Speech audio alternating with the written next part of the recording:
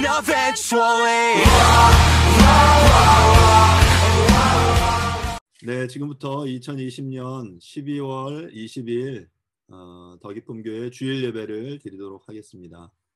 하나님은 영이시니 예배하는 자가 신령과 진정으로 예배할지니라. 주님, 이 시간 영이신 주님을 예배합니다. 우리의 찬양을, 우리의 예배를 받아 주시옵소서. 예수님의 이름으로 기도합니다. 아멘. 다 함께 사도신경으로 신앙 고백 드리도록 하겠습니다. 나는 전능하신 아버지 하나님, 천지의 창조주를 믿습니다. 나는 그의 유일하신 아들, 우리 주 예수 그리스도를 믿습니다. 그는 성령으로 잉태되어 동정녀 마리아에게서 나시고 본디오 빌라도에게 고난을 받아 십자가에 못 박혀 죽으시고 장사된 지 사흘 만에 죽은 자 가운데서 다시 살아나셨으며 하늘에 오르시어 전능하신 아버지 하나님 우편에 앉아 계시다가 거기로부터 살아있는 자와 죽은 자를 심판하러 오십니다. 나는 성령을 믿으며 거룩한 공교회와 성도의 교제와 죄를 용서받는 것과 몸의 부활과 영생을 믿습니다. 아멘. 이 시간 하나님께서 우리에게 주신 말씀을 봉독하도록 하겠습니다. 오늘 하나님께서 우리에게 주신 말씀은 에베소서 2장 16절부터 22절 말씀입니다. 다 함께 말씀을 천천히 봉독하도록 하겠습니다. 시작. 또 십자가로 이 둘을 한 몸으로 하나님과 화목하게 하려 하심이라. 원수된 것을 십자가로 소멸하시고 또 오셔서 먼 데 있는 너희에게 평안을 전하시고 가까운 데 있는 자들에게 평안을 전하셨으니 이는 그로 말미암아 우리 둘이 한 성령 안에서 아버지께 나아감을 얻게 하려 함이라. 그러므로 이제부터 너희는 외인도 아니요 나그네도 아니요 오직 성도들과 동일한 시민이요 하나님의 권속이라. 너희는 사도들과 선지자들의 터 위에 세우심을 입은 자라. 그리스도 예수께서 친히 모퉁이 돌이 되셨느니라. 그의 안에서 건물마다 서로 연결하여 주 안에서 성전이 되어가고 너희도 성령 안에서 하나님이 거하실 처소가 되기 위하여 그리스도 예수 안에서 함께 지어져 가느니라. 아멘. 오늘 함께 나눌 말씀은 에베소서 2장의 말씀입니다. 오늘 이 에베소 2장 말씀을 통해서 형제의 사랑을 살아내는 공동체라는 제목으로 여러분들과 함께 말씀을 나눠 보려고 합니다. 여러분들이 눈치채셨겠지만 저희가 지금 12번에 걸쳐서 설교를 진행하는데 오늘이 7번째 말씀이고요. 지난주에 저희가 성령에 대해서 성령을 따라 사는 삶이라는 주제로 말씀을 나눴는데 이제는 2주간에 걸쳐서 공동체, 교회에 대한 이야기를 조금 더 여러분들과 해보려고 합니다. 우리가 그리스도 안에서 하나님과 새로운 관계를 맺고 참된 사랑의 기초 위에 성령을 따라 살아가는 삶을 살아가고 있습니다. 오늘은 바로 이러한 삶이 바로 그리스도 안에 있는 공동체인 교회를 통해 이루어진다는 사실을 여러분들과 함께 이야기해 보려고 합니다. 먼저 에베소 2장 4절부터 7절 말씀을 함께 좀 보려고 하는데요. 제가 한번 읽어보겠습니다. 긍휼이 풍성하신 하나님이 우리를 사랑하신 그 큰 사랑을 인하여 허물로 죽은 우리를 그리스도와 함께 살리셨고 너희는 은혜로 구원을 받은 것이라. 또 함께 일으키사 그리스도 예수 안에서 함께 하늘에 앉히시니 이는 그리스도 예수 안에서 우리에게 자비하심으로써 은혜의 지극히 풍성함을 오는 여러 세대에 나타내려 하심이라. 앞서 우리가 이 에베소 2장의 내용을 함께 살펴보았었습니다. 하나님의 그 큰 사랑으로 우리를 살리셨고 일으키셔서 하나님 그의 보좌에 하늘에 앉히셨다라고 말씀드렸죠. 이미 그 일들이 이루어진 사실이라는 사실을 말씀드렸는데요. 오늘 이 본문을 조금 다른 관점에서 다시 한번 읽어보려고 합니다. 약간 색깔을 달리 했는데요. 본문에서 강조하는 내용은 보는 것처럼 우리라는 단어. 오늘 저희가 관심을 가질 단어는 우리라는 단어입니다.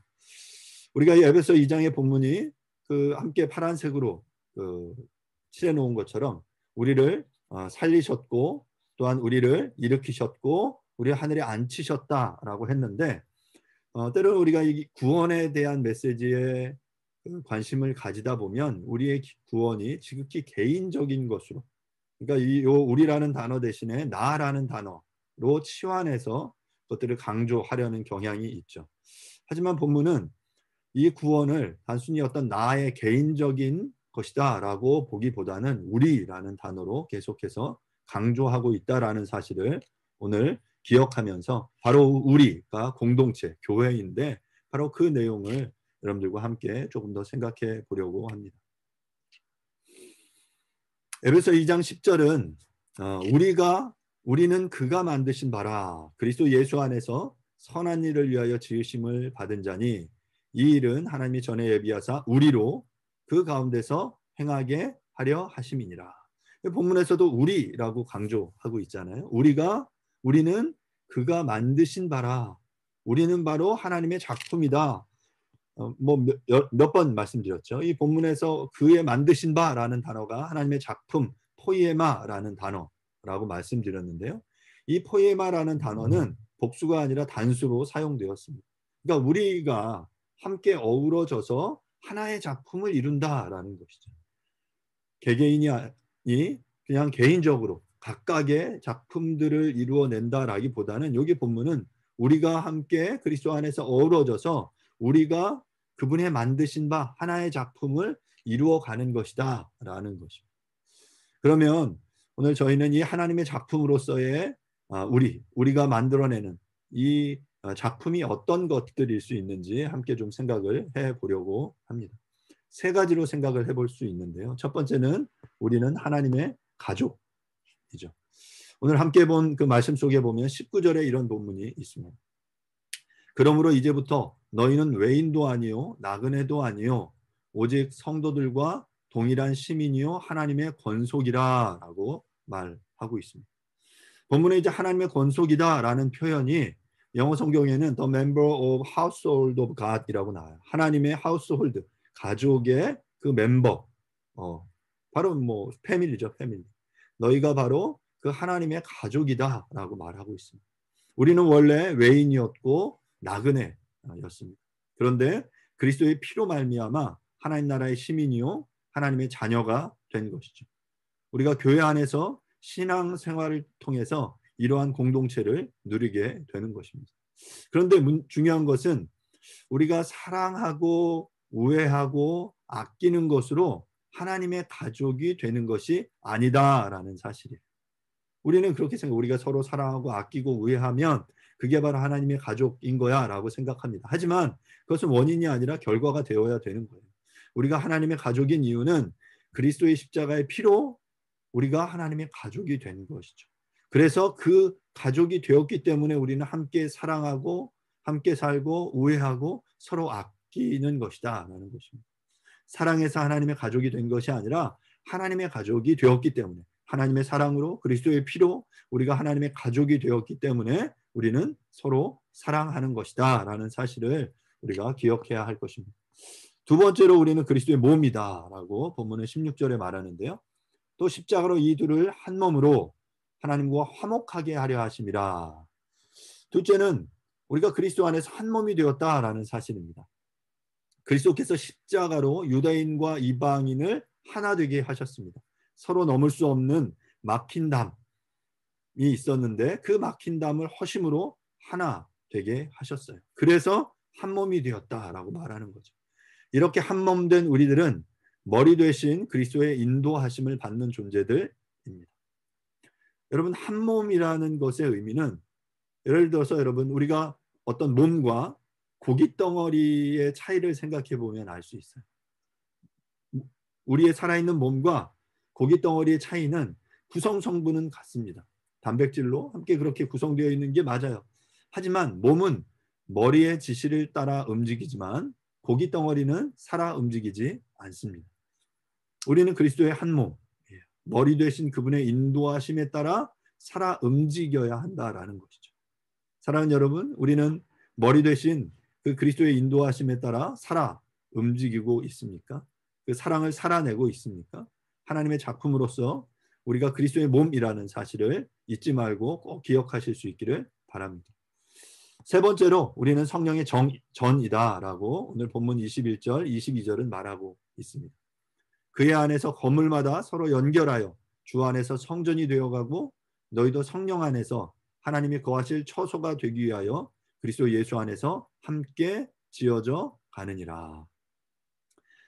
세 번째로 우리가 서로 연결되어서 하나님의 거하실 처소 성전이 되어간다라고 말하고 있습니다. 건물을 짓기 위해서는 기초 공사를 하고 벽돌을 쌓고 지붕을 올려야 합니다. 물론 고층 건물을 짓기 위해서는 다른 공법이 사용되어야 하지만 이처럼 건물을 짓기 위해서는 구성 요소들이 순서에 맞게 연결될 때 아름다운 건물이 되는 것입니다. 그냥 단순간에 되지 않아요. 기초 공사를 해야 되고 그리고 그것들이 잘 마를 수 있도록 시간을 들여 기다려야 되고 그리고 그 순서에 맞춰서 그 내부 공사와 함께 그 벽들을 올리고 지붕을 올리고 내장을 하고 외장을 하는 이 과정들이 거쳐져야만 아름다운 건물이 되어지는 것이죠. 그런데 이 건물의 목적은 바로 하나님을 예배하는 하나님의 처소이다라는 것이죠. 하나님이 거하시는 처소가 바로 이 성령의 전인데 바로 이 성령의 전의 가장 중요한 역할은 바로 하나님을 예배하는 것이죠. 예배는 계속 강조드리지만 자기 만족을 위한 것이 아닙니다. 하나님의 영광을 높여드리고 또한 그래서 그분을 기쁘시게 하는 것이 우리의 예배가 되어야 하는 것입니다. 이처럼 우리는 그리스도 안에서 이미 하나님의 가족, 그리스도의 몸, 성령의 전입니다. 하지만 하나님의 가족이지만 우리 안에 위선과 부족함이 존재합니다. 더 사랑이 넘치고 안전한 하나님의 가족이 되기 위해서는 우리는 더욱더 노력해야 합니다. 우리는 이미 그리스도의 몸이지만 아직 어리고 연약합니다. 그래서 그리스도의 장성한 분량에 이르도록 우리는 자라나야 하죠.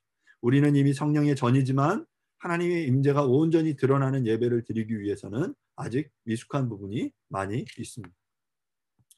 말씀드린 대로 우리는 하나님의 놀라운 작품으로서 가족과 그리스도의 몸과 성령의 전이죠. 하지만 우리의 공동체는 여전히 완전하지 않습니다. 개인적인 문제로 서로 갈등하기도 하고 교회 간의 어떤 의견 차이로 인해서 어려움을 겪기도 합니다. 이번 주 중에 그 뉴스를 통해 몇몇 교회들의 그 이야기가 우리를 아프게 하죠. 많은 교회들이 집단 감염의 온상이 되었습니다. 가까이 강서구에 있는 어떤 교회도 모이는 것에 대해서 우려가 있었는데 며칠에 걸쳐서 부흥회를 하고 또 그 과정에서 서로 거리 두기가 이루어지지 않아서 수백 명의 집단 감염이 일어나기도 했죠. 또 이번 주 중에 또 어떤 교회는 수십 년에 걸쳐서 교회에 있는 그 어린아이들을 성적으로 이렇게 취하는 그런 성적인 타락의 이야기들도 있었고요.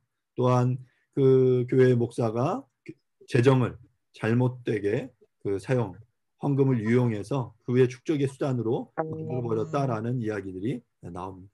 글쎄요, 내부적으로 어떤 상황이 있었는지는 정확히 알 수 없지만 이렇게 교회가 문제를 일으키고 세상의 근심이 되어가고 있죠. 뿐만 아니라 주변에 우리에 가까운 여러 교회들도 이 내부적인 교회 안의 갈등과 아픔 때문에 교회가 갈라지고 사람들이 그 교회 안에 아픈 상처들을 받게 되는 경우들을 우리가 많이 보게 돼요.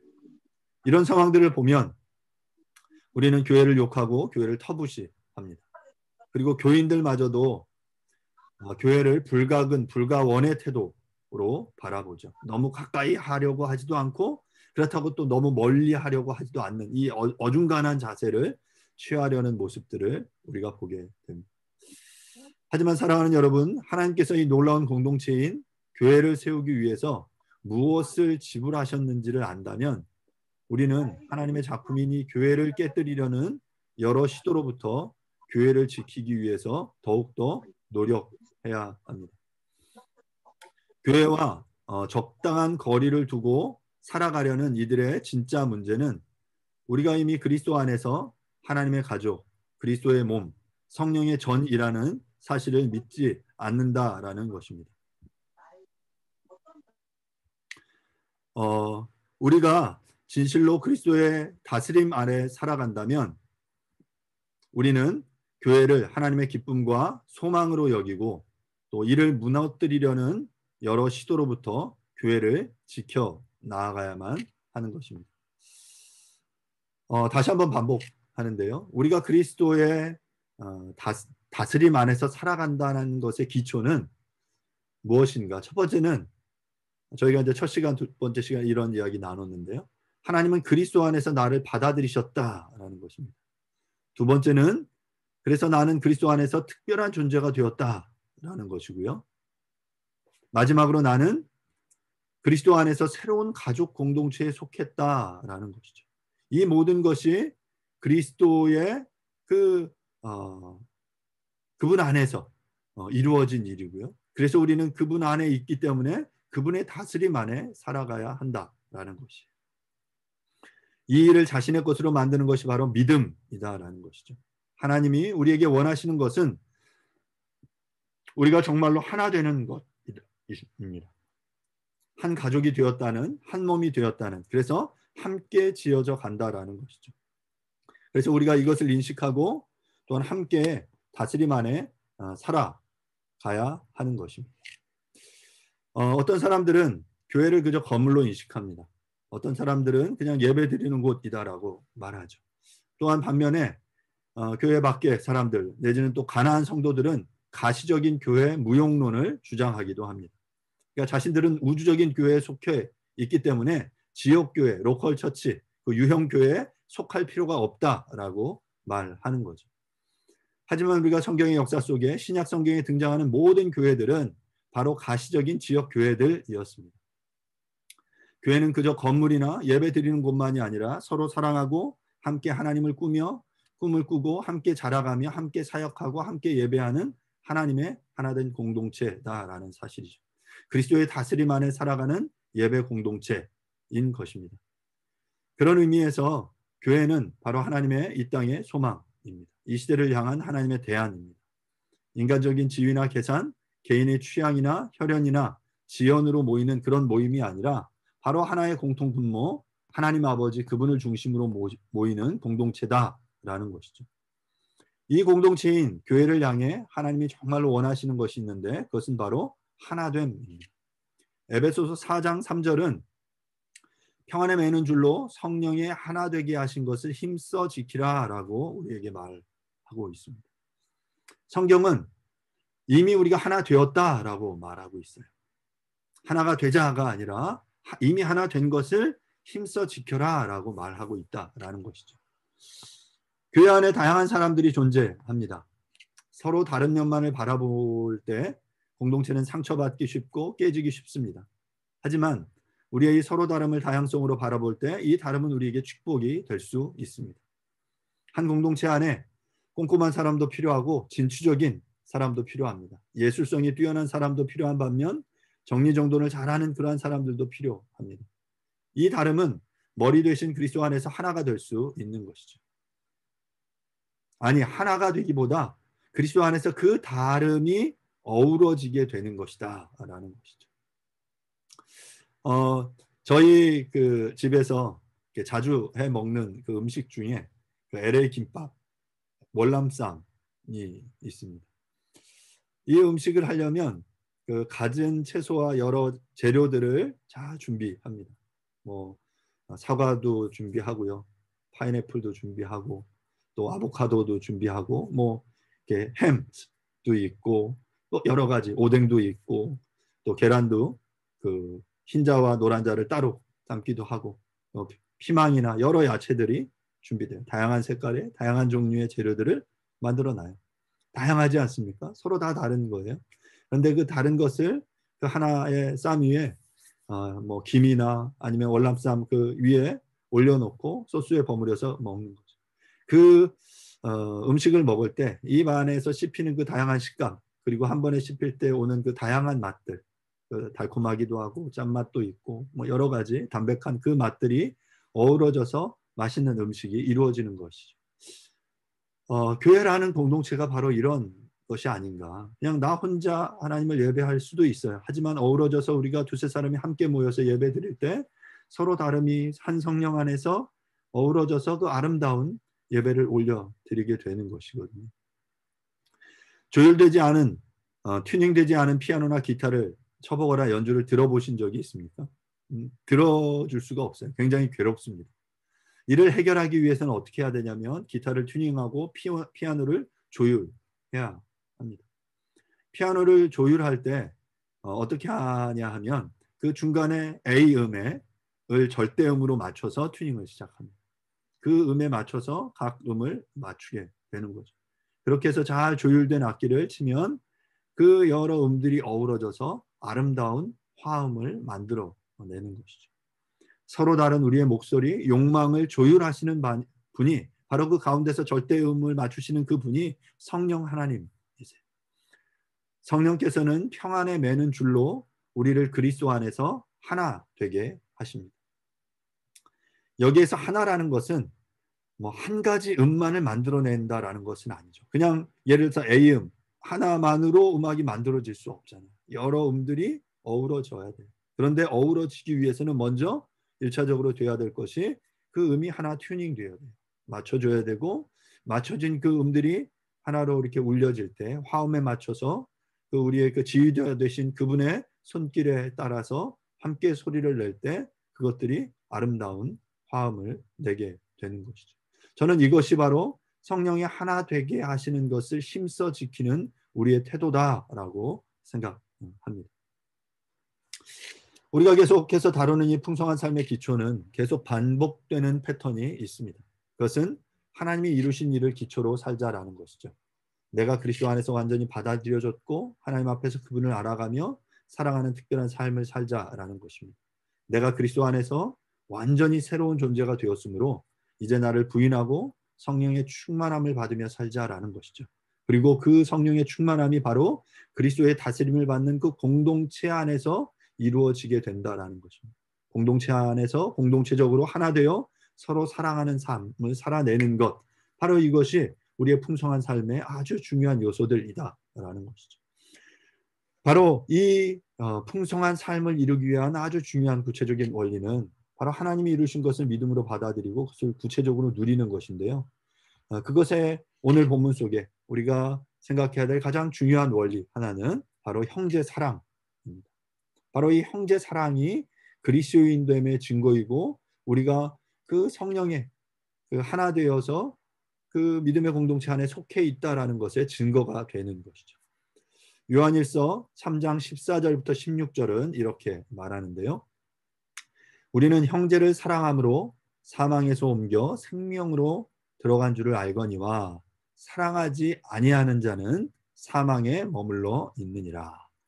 그 형제를 미워하는 자마다 살인하는 자니 살인하는 자마다 영생이 그 속에 거하지 아니하는 것을 너희가 아는 바라. 그가 우리를 위하여 목숨을 버리셨으니 우리가 이로써 사랑을 알고 우리도 형제들을 위하여 목숨을 버리는 것이 마땅하니라. 본문에서 말하는 대로 우리는 형제를 사랑함으로 이미 사망에서 생명으로 옮겨갔습니다. 옮겨질 것이다 라고 말하지 않고요. 이미 옮겨갔다라고 표현하고 있습니다. 본문은 우리에게 우리가 구원받은 줄을 어떻게 알 수 있는지를 말해주고 있어요. 구원이라는 이 추상적인 진리가 형제를 사랑함으로 확증된다라고 말하고 있는 것이죠.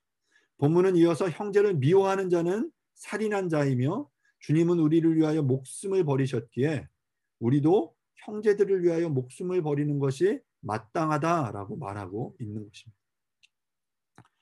지존하신 하나님, 천지를 창조하신 그 전능하신 하나님이 이 땅에 오셨습니다.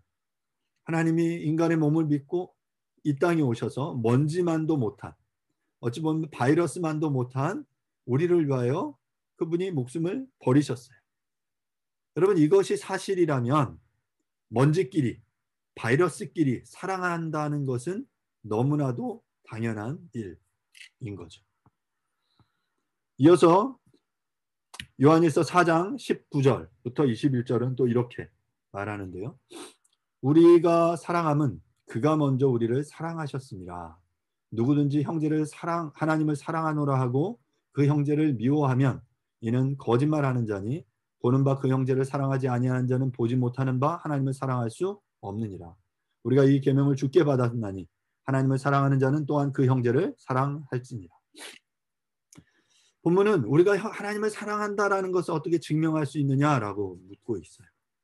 하나님의 사랑은 무엇으로 입증되냐면 형제 사랑으로 입증됩니다. 앞서 우리가 우리의 신앙과 성품이 나뉘어질 수 없다라고 말씀드렸죠. 신앙은 좋은데 성품이 안 좋아. 이런 말은 있을 수 없다라는 거예요. 신앙이 좋으면 마땅히 성품이 성령의 열매에 영향을 받은 그 우리의 성품이 좋아지는 거죠. 마찬가지로 하나님은 사랑하는데 형제 사랑은 못해. 이럴 수 없다라는 거예요. 하나님의 사랑과 형제 사랑은 나뉘어질 수 없습니다.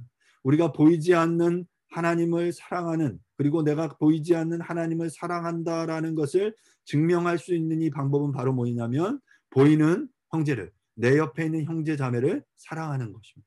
그 형제를 사랑하는 것을 보면 이 사람은 하나님을 사랑하는 사람이구나 라는 사실을 알게 된다라는 거예요. 이렇게 보이는 형제 자매를 사랑하지 않으면서 나는 보이지 않는 하나님을 사랑해 라고 말하는 것은 거짓말이다 라는 것이죠. 사랑하는 여러분, 우리들은 하나님을 사랑하고 있습니까? 그렇다면 내 옆에 있는 형제 자매들을 우리는 사랑해야만 하는 것입니다. 이처럼 사랑은 기독교의 가장 중요한 가치입니다. 성경은 이 사랑의 비밀에 대해 우리에게 이야기해 줍니다. 창세기부터 쭉 하나님의 사랑에 대해서 말하죠. 하나님이 사랑하셔서 천지를 창조하셨고, 하나님이 사랑하셔서 당신의 백성을 선택하시고 그 백성을 통해 그 구원의 역사를 이루어 가시고, 너무나 사랑하셔서 당신의 아들을 우리에게 보내주셨어요. 그 그리스도가 그 사랑을 전 삶을 통해 보여주시고 가르치시고 이제 성령을 보내주심으로 이 사랑을 너희가 실천하며 살아가라라고 우리에게 말해주세요. 그리고 그 사랑의 모델, 사랑을 배우고 사랑을 실천할 수 있는 하나의 공동체를 주셨는데 바로 그것이 교회예요. 그 교회 안에서 사랑을 배우고 그 배운 사랑을 드러내라라고 말씀해 주신 거죠. 그렇다면 우리 모든 그리스도인들은 반드시 사랑의 전문가가 되어야 합니다. 사랑하는 데 탁월성을 보여야만 하는 것이죠. 왜냐하면 하나님이 우리를 사랑하심으로 그 하나님을 사랑하게 된 사람들의 모임이 교회이기 때문에 그렇습니다. 그래서 우리는 그 사랑을 배우고 그 사랑을 실천해야 하는 거죠. 그런데 안타까운 것은, 아이러니한 것은 사랑에 대해 끊임없이 배우고 끊임없이 말하고 그것들을 가르치고 그것들에 대해서 노래하지만 실제적으로 어떻게 사랑해야 하는지 모른다라는 거예요. 이 시간 저도 여러분들에게 형제를 사랑해야 됩니다. 우리가 형제를 사랑하는 공동체가 됩시다 라고 말씀드리고 있는 거죠. 그러면 우리는 생각해요. 그러면 뭐 어떻게 하라는 거지? 형제 사랑은 뭐 어떻게 하라는 거야? 라고 질문하고 생각하실 수 있어요. 우리는 대부분의 이 사랑을 또한 이 세상의 문화 속에 배웁니다. 드라마나 영화 속에 어그러진 사랑을 보면서 사랑은 그렇고 그런 거야 라고 생각하죠. 요한일서 3장 16절부터 19절, 23절부터 24절 말씀을 통해서 그 사랑의 성경적인 원리를 몇 가지 생각해 보도록 하겠습니다. 먼저 첫 번째는 희생하는 사랑, 16절인데요. 그가 우리를 위하여 목숨을 버리셨으니 우리가 이로써 사랑을 알고 우리도 형제들을 위하여 목숨을 버리는 것이 마땅하니라. 첫 번째는 뭐라고 말합니까? 바로 목숨을 버리는 사랑, 희생하는 사랑이 바로 이 중요한 원리다라고 말하고 있어요. 사랑은 자기의 것을 내어줍니다. 가장 소중한 것을 내어줘요. 자기의 것을 허비하는 거죠. 가장 소중한 게 무엇입니까? 자신의 생명을 그리스도는 내어주셨어요. 요즘에는 느낌이 오는 상대에게 특별한 감정을 품고 그들 좋은 행동을 하는 것이 사랑이라고 말하지만 자기 희생이 빠져버린 그런 느낌, 그런 행동, 그런 감정은 단지 에로스에 지나지 않습니다. 그렇다고 해서 희생은 무조건 참는 것이 아닙니다. 가정폭력이나 배우자의 외도를 참는 것은 희생이 아닙니다. 원인이 무엇인지 찾아내서 더 이상 그렇게 하지 못하도록 지혜롭게 대처하는 것이 희생하는 사랑이다라고 말할 수 있습니다. 두 번째는 진실한 사랑입니다. 18절인데요. 자녀들아 우리가 말과 해로만 사랑하지 말고 행함과 진실함으로 하자. 진실하자라고 말하고 있죠. 진실하다라는 것은 투명하다라는 것입니다. 다른 사람을 사랑할 때 다른 숨은 목적을 가지고 사랑한다면 그 사랑은 진실한 사랑이 될 수 없습니다. 겉과 속이 다르지 않은, 또한 자신의 관심과 유익을 위해서가 아니라 사랑받는 사람의 유익을 위해서 사랑하는 것이 바로 진실한 사랑이다 라는 것이죠. 그렇다고 해서 무조건 숨김없이 자신을 오픈하고 열어 보이는 것이 투명성은 아닙니다. 이 투명성에는 반드시 성숙이 동반되어야 하는 것이죠. 마음이 깨끗하고 겉과 속이 다를 필요가 없는 성숙함이 있을 때 진정으로 투명해질 수 있는 것입니다. 예를 들어서 어떤 교회에 가면 목사가 어떤 이야기를 했어요. 그러면 그 이야기를 듣고 그 교인들이 그 말의 진위가 무엇인지를 해석하느라고 분주하다면 그것은 뭔가 문제가 있는 거예요. 하나님의 뜻보다 목사의 뜻을 분별하기가 더 어렵다라고 한다면 그것은 큰 문제가 있는 것이죠. 이러한 공동체는 곤란합니다. 사랑은 진실되고 투명해야 합니다. 서로를 신뢰하기에 내가 말한 그대로가 받아들여질 수 있는 그런 성숙함의 관계들이 우리 가운데 쌓여야 한다라는 것이죠. 세 번째는 구체적인 사랑입니다. 17절과 18절을 보면요. 누가 이 세상의 재물을 가지고 형제의 궁핍함을 보고도 도와줄 마음을 닫으면 하나님의 사랑이 어찌 그 속에 거하겠느냐. 자녀들아, 우리가 말과 혀로만 사랑하지 말고 행함과 진실함으로 하자. 자, 형제의 궁핍함을 보고 그 도와주지 않는다면, 행하지 않는다면 이것은 사랑이 아니다. 구체적인 행함이 동반된 그러한 사랑을 살아내야 한다라고 말하는 것이죠. 공동체 안에 어떤 형제로부터 그가 가지고 있는 문제를 들었습니다. 되게 안타까운 그 상황이에요. 그러면 우리 대부분 뭐라고 이야기하냐면 그래, 정말 안타깝다. 기도해 줄게 라고 얘기합니다. 그런데 그리스도인들에게서 이 기도해 줄게라는 말만큼 많은 거짓말이 없어요. 기도해 줄게라고 이야기했다면 진짜 기도해야 합니다. 5분이든 10분이든 그 사람을 위해서, 나는 그 문제를 위해서 내가 기도해야 돼요. 그래서 정말 이 거짓말을 하지 않기 위해서는 그 자리에서 기도하는 게 제일 좋습니다. 함께 그 이야기를 들었다면 우리 함께 그걸 위해 기도하자라고 그 사람과 함께 손을 잡고 기도한다면 가장 좋겠죠. 예를 들어서 힘들게 지내는 분을 보면서 식사 잘 하시고 건강 잘 챙기세요 라고 이야기하는 것 한 번 정도는 괜찮습니다. 그런데 만날 때마다 이런 이야기만 하는 것이야말로 말과 혀로만 사랑하는 것이죠. 그냥 만나서 함께 밥 한 끼 하면 돼요. 말로 뭐 식사 잘 하시고 건강 잘 챙기세요. 우리 다음에 꼭 뭐 만나서 뭐 식사해요. 헛말이 너무 많죠. 한 해가 지나가면서 내가 얼마나 많이 이런 이야기를 했습니까? 만나서 그들과 함께 시간을 보낼 수 있는 거예요. 예를 들어서 만나서 커피 한잔 하자라고 했는데 한 달, 1년이 지나도 만나지 못하는 경우들이 많죠. 구체적으로 우리가 우리의 사랑을 표현하고 그것들을 실행해 옮길 수 있어야 합니다. 안수연이라는 의사가 있었습니다. 기독 의사로 33살의 나이에 군의관으로 유행성 출혈열로 사망했습니다. 이 의사는 자신의 수입의 3분의 1을 환자들이나 자신의 위로가 필요한 사람들을 위해서 책이나 음반, 설교 테이프 등을 구입하는 데 사용했습니다. 자기가 진료하는 그 환자들을 위해서 그들에게 이 선물을 줬고 또 밤마다 병동을 돌면서 그 환자들을 위해서 그들의 손을 잡고 기도했어요. 이 안수연 의사의 장례식에 3,000명이 넘는 조문객들이 그의 죽음을 애도했다라고 말해요.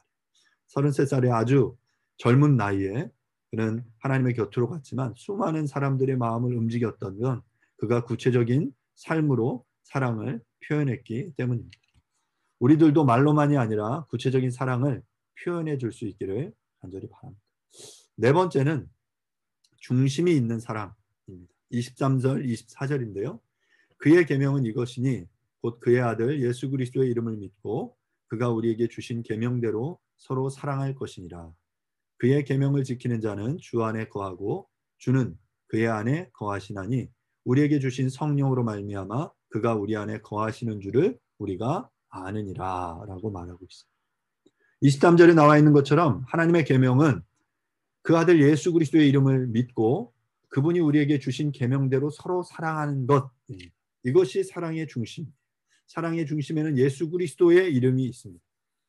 기독교에서 말하는 사랑은 단순히 어떤 인간의 측은지심에서 발로한 그러한 사랑이 아닙니다.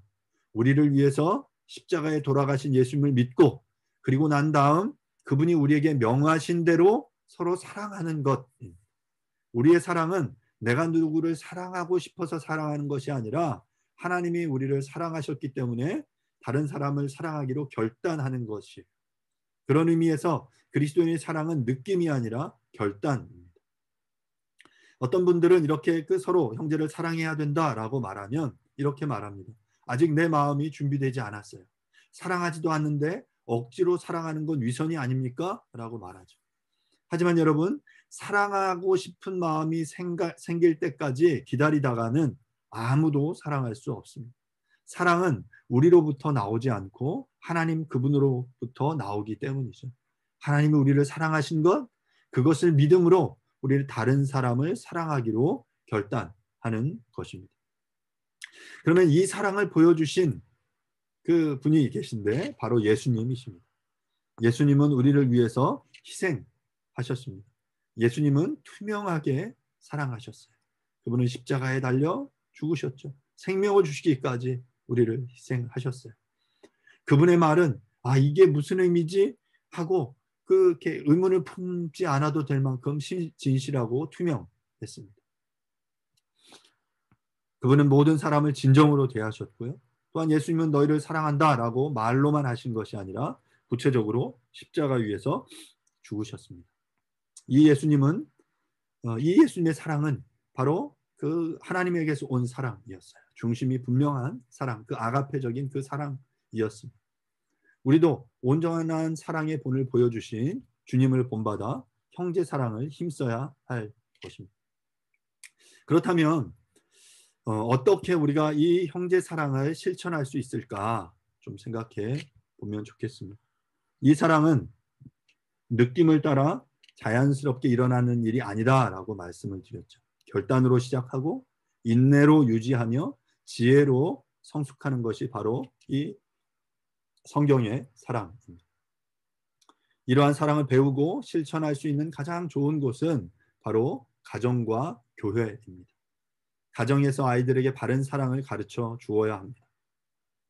아이들을 신처럼 떠받드는 잘못된 사랑이 아니라 그리스도의 사랑을 가르쳐 주어야 합니다. 그렇게 가정에서 배운 사랑을 그 아이들이 교회와 사회에서 실천하도록 해야 합니다.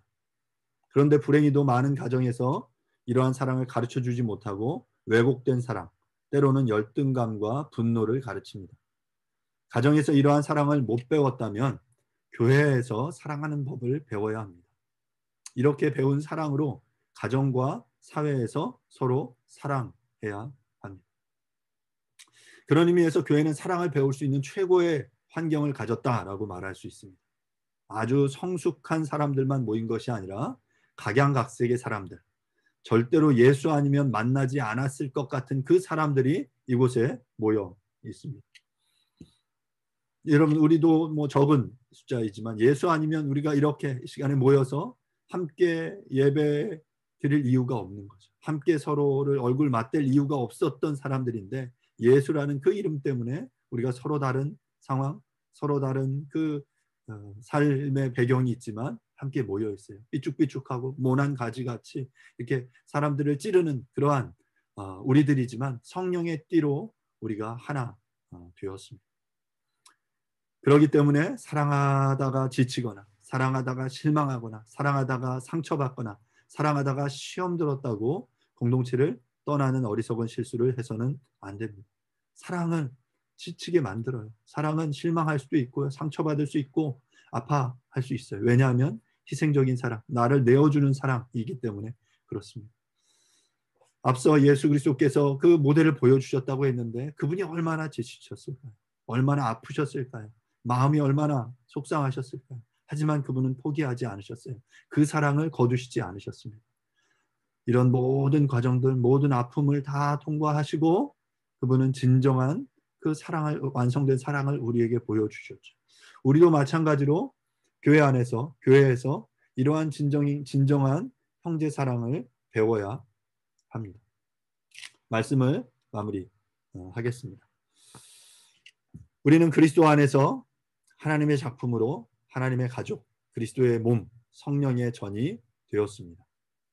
이 그리스도 안에서 공동체로서의 삶을 살아내기 위해서 우리는 성령의 하나 되게 하신 것을 힘써 지켜야 합니다. 우리가 바로 그 그리스도의 다스림 안에 성령의 하나됨 안에 살아간다라는 사실을 어떻게 증명할 수 있느냐? 바로 그것은 형제 사랑을 통해 이것이 증명되고 증거된다라는 것이죠. 희생하는 사랑, 진실한 사랑, 구체적인 사랑, 중심 있는 사랑을 훈련하고 배우고 또한 이것을 실천해 나아갈 때 바로 우리 안에 그 하나님의 이 형제 사랑의 공동체가 아름답게 세워져 나아가게 될 것입니다. 부디 우리가 그 그리스도 안에 풍성한 삶을 누리기 위해서 그 주님의 다스림 안에서 형제 사랑을 실천해내는 저와 여러분들이 될 수 있기를 간절히 바랍니다. 이 시간 함께 잠시 기도하도록 하겠습니다. 말씀을 생각하시면서 함께 잠시 기도하겠는데요. 하나님, 그리스도의 그 사랑, 희생하는 사랑, 진실한 사랑, 구체적인 그 사랑, 중심 있는 그 사랑을 우리가 훈련하고 배움으로 그 형제 사랑을 실천해낼 수 있도록 도와주십시오. 라고 이 시간 함께 잠시 통성으로 기도하도록 하겠습니다. 기도하겠습니다.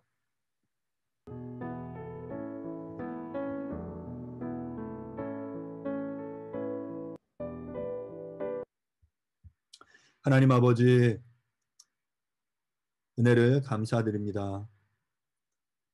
우리 모두가 형제 사랑을 실천하는, 형제 사랑을 살아내는 믿음의 공동체가 될 수 있도록 도와주십시오. 우리가 하나님의 자녀로 그리스도의 몸된 성령의 전임을 잊지 않게 도와주십시오. 하나님의 사랑을 형제 사랑으로 증거하는 그 삶을 살기를 원하는데 그러기 위해서 우리가 희생하는 나를 내어주는 그 사랑을 진실하고 그 투명한 사랑을 구체적으로 말과 혀로만이 아니라 구체성을 띤 그 사랑을 실천할 수 있게 도와주십시오. 그리고 그 사랑의 중심에 이 세상의 방식이 아니라 하나님이 그 가운데 있기를 간절히 소원합니다. 바로 이 교회가 그 사랑을 배우고 익히며 훈련하고 실천하는 공동체가 되어지도록 주님 도와주시옵소서. 우리 모두가 그 사랑의 전문가, 사랑의 탁월성을 띤 그리스도인들이 되어지도록 축복하여 주시옵소서. 감사드립니다. 예수님의 이름으로 기도합니다. 아멘. 이어서 공동체의 기도를 함께 드리도록 하겠습니다. 첫 번째, 회개와 예배. 한 주간 삶을 돌아보며 회개와 감사의 기도를 드립니다. 하나님의 임재를 경험하고 거룩함을 회복하는 예배 되게 하소서. 더 깊은 교회, 예수님의 십자가를 따라 살고 부활을 증언하는 성도와 교회 되게 하소서. 주님을 기뻐하고 주님을 기쁘시게 하는 교회 되게 하소서. 성경을 사랑하고 바르게 배우고 가르치며 행하는 성도와 교회 되게 하소서. 한국교회가 정치 이념으로 나뉘어지지 않고 복음으로 하나 되게 하소서. 나라와 민족, 남북 평화 통일의 길이 열리게 하소서. 노동의 가치가 인정되고 생명이 존중되는 나라 되며 공평과 정의가 회복되는 나라 되게 하소서. 코로나19로 인한 위험이 속히 사라지게 하소서. 세계 선교, 복음을 전하기 위해 수고하는 국내외 선교단체들과 선교사들에게 지혜와 능력을 주사 좋은 열매, 바른 열매 맺게 하소서. 아멘. UCT 교리문답 51번 문항입니다. 그리스도의 승천은 우리에게 어떤 유익이 있습니까? 그리스도는 우리를 위해 육신을 입고 이 땅에 내려오신 것처럼 우리를 대신하여 육신을 입고 승천하셨습니다. 이제 아버지가 계신 곳에서 우리를 대변하시고 우리가 머물 장소를 준비하시며 자신의 영을 우리에게 보내십니다. 아멘. 이 시간 다 함께 공동 축도로 예배를 마치도록 하겠습니다. 여호와는 내게 복을 주시고 너를 지키시기를 원하며 여호와는 그의 얼굴을 내게 비추사 은혜 베푸시기를 원하며 여호와는 그 얼굴을 내게로 향하여 드사 평강 주시기를 원하노라. 아멘. Eventually